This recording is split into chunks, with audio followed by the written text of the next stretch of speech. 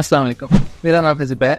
आज हम क्रिएट करने वाले हैं इस वेदर ऐप को बाय यूजिंग HTML, CSS और जावास्क्रिप्ट। तो इस वीडियो में स्टेप बाय स्टेप एक एक लाइन को बिल्कुल इजी वे में एक्सप्लेन करूंगा तो आपको अच्छे से समझ आ जाएगी। तो वीडियो को बिल्कुल भी स्किप मत कीजिएगा, वीडियो को पूरा देखिएगा। तो चलिए स्टार्ट करते हैं। तो आ चुके हैं हम अपने डेस्कटॉप पे और जिस कोड एडिटर का आज हम यूज़ करने वाले हैं, इस कोड एडिटर का नाम है VS कोड एडिटर।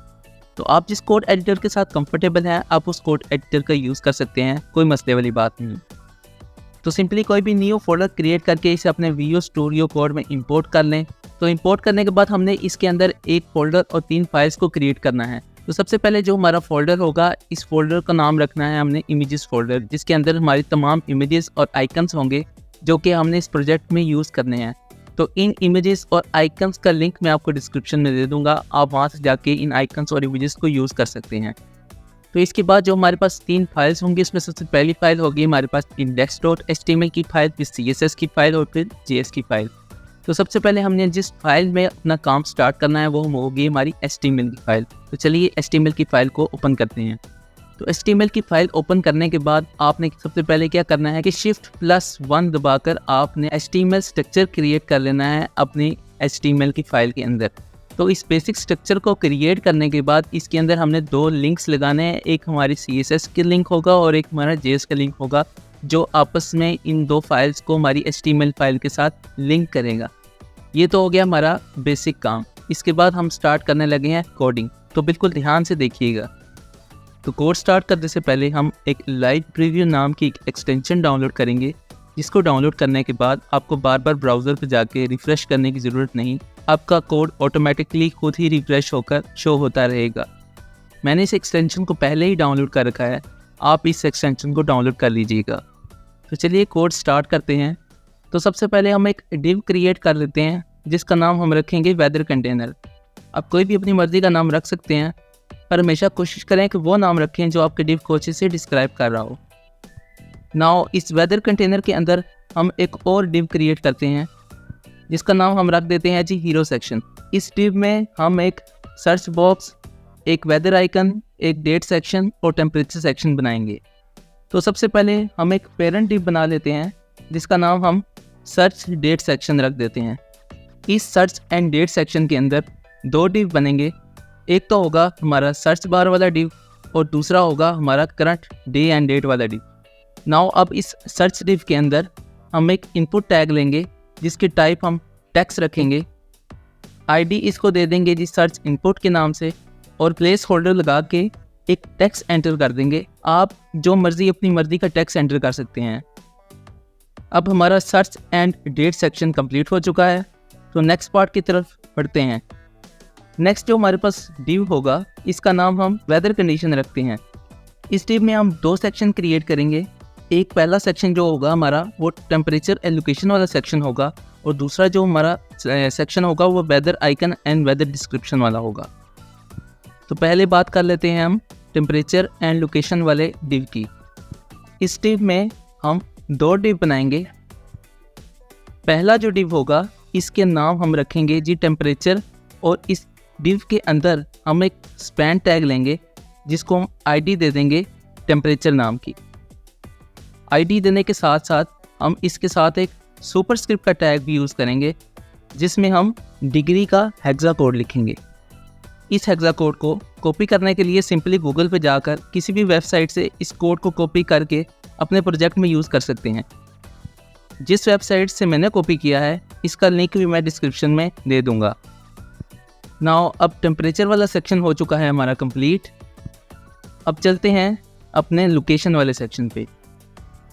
तो इस सेक्शन में सबसे पहले हम लगा लेते हैं जी IMG टैग के अंदर एक इमेज, जो कि हमारी ये वाली लोकेशन वाली इमेज है।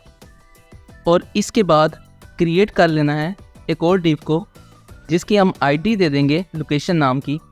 इस डिव को बनाने का मकसद ये है कि जब भी हम कोई सिटी सर्च करेंगे अपने सर्च बॉक्स में, तो इस डिव के अंदर उस जगह की लोकेशन शो होगी। लोकेशन वाले सेक्शन ख़त्म होने के बाद अब चलते हैं इस आइकन वाले सेक्शन की तरफ। तो सबसे पहले हम सेक्शन टैग में एक क्लास बना लेते हैं वेदर आइकन नाम की, और इसे हम आईडी भी देते हैं वेदर इन्फो के नाम से। इस वेदर इन्फो सेक्शन के अंदर हम एक डिव और बनाएंगे, जिसको हम क्लास दे देंगे वेदर आइकन के नाम से, जिसके अंदर हमारी ये आइकन वाली इमेज होगी। इसके बाद हम यहाँ पे एक पैराग्राफ टैग लेंगे जिसके अंदर हम आईडी दे देंगे डिस्क्रिप्शन नाम की। इस डिस्क्रिप्शन टैग देने का मकसद ये है कि जो वेदर की कंडीशन उस वक्त चल रही होगी वो वेदर की कंडीशन आपको इस डिस्क्रिप्शन वाले पैराग्राफ के अंदर शो होगी। नाउ हीरो सेक्शन वाला हिस्सा हो चुका है हमारा कंप्लीट। तो चलिए देखते हैं कि खाली HTML से किस तरह की दिख रही है हमारी वेदर ऐप।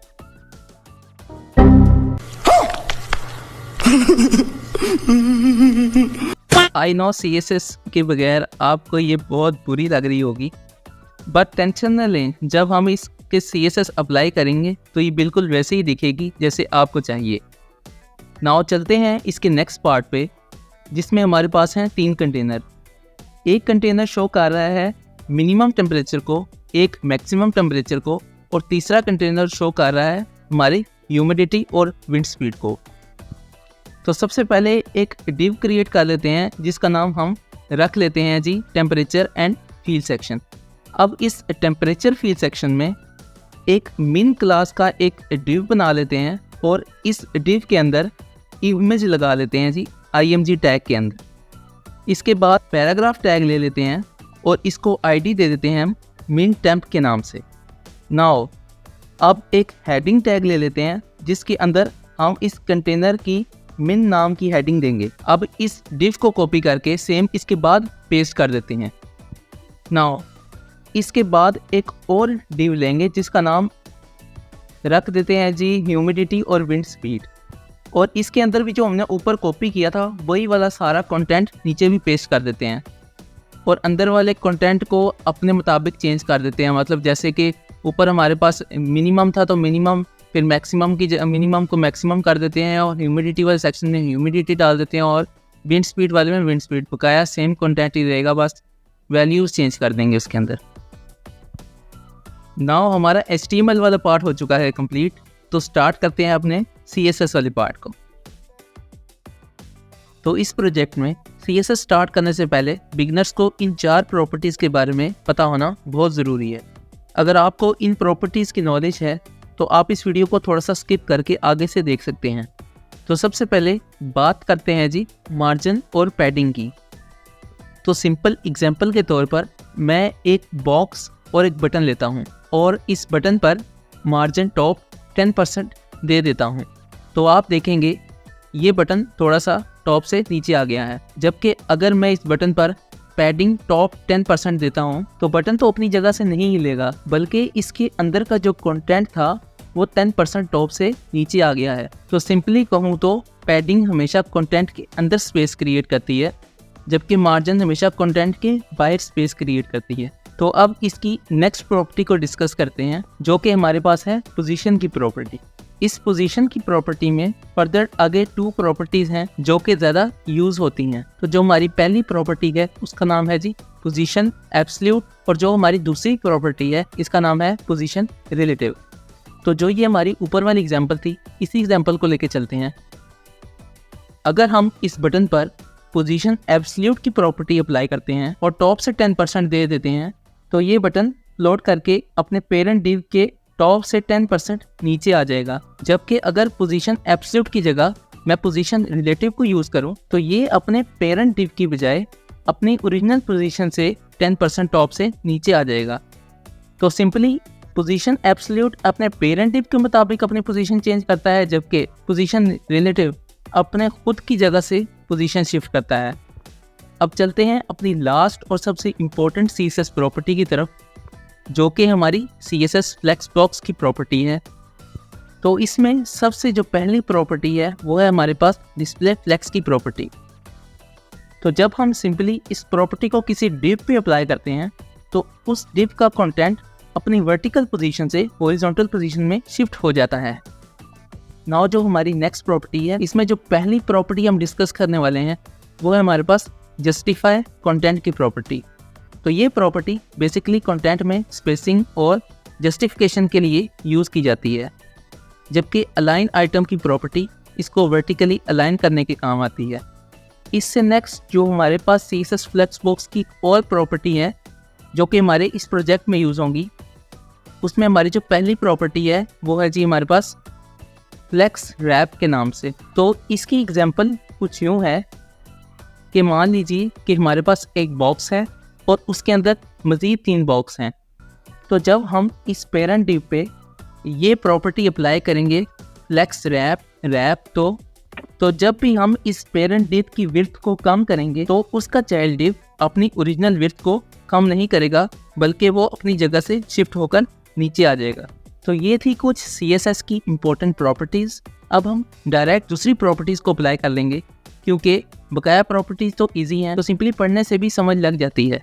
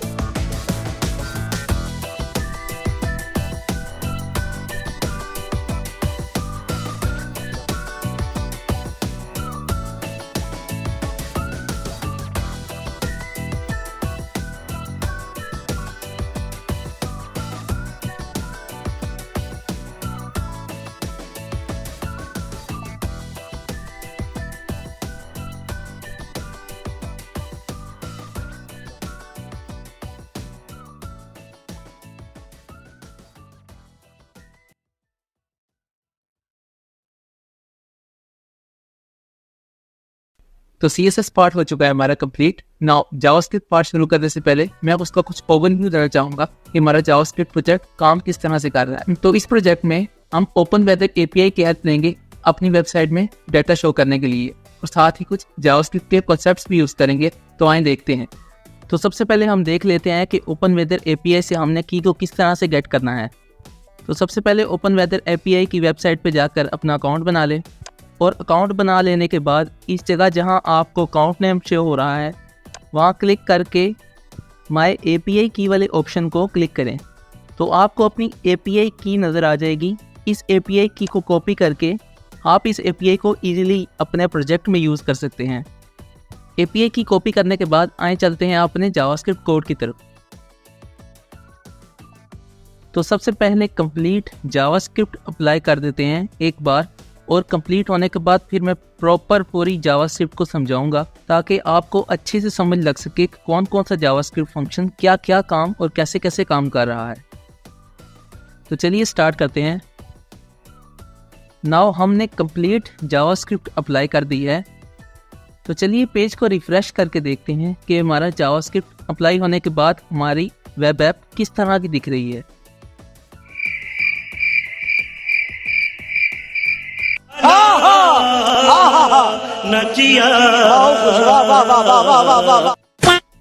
तो इस कोड में सबसे पहले आपको दिख रहा होगा कि हमने डिफरेंट वेरिएबल्स लिए हैं, जिनमें हमने डिफरेंट आईडीज जो हमने अपने HTML में दी थी उन आईडीज को gate element by ID method से गेट किया है।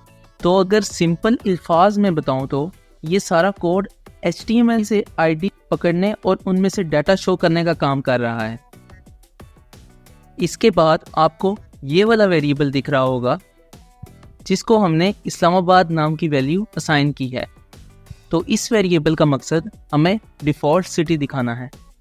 तो जब भी कोई यूज़र हमारी इस वेब ऐप को खोलेगा तो सबसे पहले जो सिटी उसे शो होगी वो ये डिफ़ॉल्ट सिटी होगी जो हमने अपने इस वेरिएबल को असाइन की है। नाउ इससे नेक्स्ट पार्ट पे चलते हैं जिसमें लिखा हुआ है windows.add event listener। तो हमारा ये वाला फंक्शन बेसिकली काम ये कर रहा है, जब कोई हमारी इस वेब ऐप को लोड करे तो वेब ऐप को गेट वेदर वाले फंक्शन पे लेके जा, वहाँ असाइन फंक्शन से डाटा पकड़ और उस डाटा में से ये डिफ़ॉल्ट सिटी फैच करके हमें ब्राउज़र पे शो कर दे। नाउ डिफ़ॉल्ट सिटी दिखाने का पर्पस हमारा हो चुका है complete. Now move to the next part. तो इस पार्ट में एक तो फंक्शन कॉल हो रहा है और दूसरा एक इफ़ कंडीशन यूज़ हो रही है। तो सिंपली एक्सप्लेन करूँ इस फंक्शन को, तो इस फंक्शन में टोटली काम ये हो रहा है कि जब कोई यूज़र क्लिक करे हमारे सर्च बटन पे तो एक कंडीशन रन हो, और वो कंडीशन ये है कि हमने जो ये सिटी नाम का वेरिएबल बनाया है इसकी वैल्यू अगर एम्प्टी नहीं है और इर्द गिर्द अगर फालतू स्पेस है तो इसे ट्रिम करके हमें सिटी का वेदर फैच करके दे दो। नाउ सर्च फीड वाला काम भी हमारा हो चुका है कंप्लीट। नाउ अब चलते हैं नेक्स्ट पार्ट की तरफ जिसमें हम डेट को फैच करेंगे जावास्क्रिप्ट ऑब्जेक्ट की मदद से। तो सिंपली एक्सप्लेन करूं तो सबसे पहले एक वेरिएबल में डेट को स्टोर करने के बाद जावास्क्रिप्ट ऑब्जेक्ट की हेल्प से इसमें वीक, मंथ और डे को इंग्लिश फॉर्मेट में ब्राउज़र पर शो करने का काम कर रहा है ये, और उसे करंट डे और डेट वाली आईडी में स्टोर करने का काम कर रहा है ये कोड। नाउ अब हमारा आ गया है ये वाला सेक्शन। तो यहाँ भी मैंने जावास्क्रिप्ट ऑब्जेक्ट को यूज़ किया है ताकि आपको इजी भी लगे और मुझे सुलझाने में भी आसानी हो। इसकी जगह आप जावास्क्रिप्ट कंडीशंस का भी यूज़ कर सकते थे, पर उससे क्या होना था कि हमारा कोड और मज़ीद बड़ा और कॉम्प्लेक्स हो जाना था। इसलिए जावास्क्रिप्ट ऑब्जेक्ट यूज़ करना ही मुझे बेहतर लगा। नाउ जब भी आपको वेरिएबल के आगे इस इक्वल टू के बाद ये कर्ली ब्रेसेस नजर आए तो समझ लें ये कोई जावास्क्रिप्ट ऑब्जेक्ट है। अब इस जावास्क्रिप्ट ऑब्जेक्ट में 1D, 1N, 2D तो ये वेदर की कंडीशंस हैं जो हमें ओपन वेदर की वेबसाइट पे मिल जाएंगी। तो 1D का सिंपली मतलब ये है कि जब ये 1D की कंडीशन हो वेदर की तो हमें सन आइकन शो कर दो, और जब 1N की कंडीशन हो तो हमें मून आइकन शो कर दो। बकाया जो ये नीचे सारी कंडीशन दिख रही हैं ये भी इसी तरह काम कर रही हैं। अब बारी है हमारे लास्ट और मोस्ट इम्पोर्टेंट पार्ट की। जो ये वाला फंक्शन आपको नज़र आ रहा है ये नॉर्मल फंक्शन नहीं है, बल्कि ये एसिंक्रोनाइज्ड फंक्शन है। जब भी हम ये असाइन फंक्शन यूज़ करते हैं तो ये असाइन फंक्शन हमें कोई प्रॉमिस रिटर्न करता है और दो कंडीशंस होती हैं। तो एग्जांपल के तौर पर पहली कंडीशन ये है कि जो डाटा फेच करने को कहा है वो अगर फेच हो गया है तो हमें वो डाटा ब्राउज़र पर शो कर दो, और अगर फेच नहीं हुआ तो हमें उसके बदले कोई एरर मैसेज शो कर दो हमारे ब्राउज़र पर। तो सिंपल वर्ड्स में समझाऊं तो सबसे पहले ये असाइन फंक्शन कॉल होगा, तो एपीआई की को देखेगा और इस यूआरएल पे जाकर ये वेदर का डाटा फेच करने लग जाएगा। और जैसे ही डाटा फेच हो जाएगा तो वहाँ से उस डाटा को लेकर जेसन फॉर्मेट में डाटा पकड़ेगा, और जो HTML आईडीज़ हमने कॉल की हुई हैं उनमें वो डाटा सिंपली एंटर कर देगा। जिस तरह इस टेम्परेचर एलिमेंट वाले वेरिएबल में टेम्परेचर को ऐड कर रहा है, और ये मैथ राउंड इसलिए लगाया गया है कि हमारी वैल्यूज़ राउंड ऑफ होके मिले। तो चलें यहाँ से मैं ज़रा ये मैथ राउंड को हटा के दिखाता हूँ आपको। तो देखें जैसे ही मैंने इस मैथ राउंड को हटाया तो हमारा जो टेम्परेचर हमें दिख रहा था वो पॉइंट्स में शो होने लग गया है। तो इस मैथ डॉट राउंड का मकसद ये है कि हमारी जो वैल्यूज़ हमें गेट करेंगे वो वैल्यू टेम्परेचर की हमें राउंड ऑफ होकर मिले। और लास्ट में जो ये कैच दिख रहा है आपको, इसका मकसद ये है कि जब भी किसी प्रॉब्लम की वजह से कोई डाटा फैच ना हो रहा हो तो ये हमें ब्राउज़र पर एक एरर मैसेज शो करेगा कि unable to fetch the weather data.